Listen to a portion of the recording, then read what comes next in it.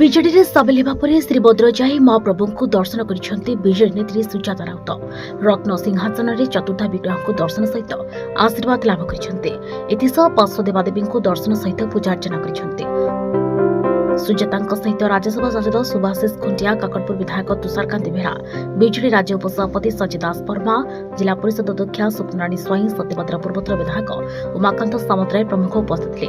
दर्शन सारी फेरिबा परे सुजाता राउत प्रतिक्रिया दे कहिसेंती, महाप्रभुଙ୍କ इच्छा बिना पत्रटे मध्य हले नाही। ओडिशार विकास पई आमे समस्ते महाप्रभुଙ୍କ पाखरे समर्पित। आज महाप्रभुଙ୍କ अपार करुणारू सुंदर भावरे दर्शन हैला। ए स्थान केवल भक्ति भाव और समर्पणर, एटी कोनोसी राजनीति चर्चार स्थान नाही बोली सुजाता कहिसेंती। आज महाप्रभुଙ୍କ दर्शन पई आउ तांको आशीर्वाद नबा पई मो श्री क्षेत्र को आसीची। बढ़िया दर्शन हैला भितरे। जगन्नाथ स्वामी नयन पथगामी भवतो में। जय जगन्नाथ। श्री मंदिर रे आमे समस्त होचु साधारण भक्त।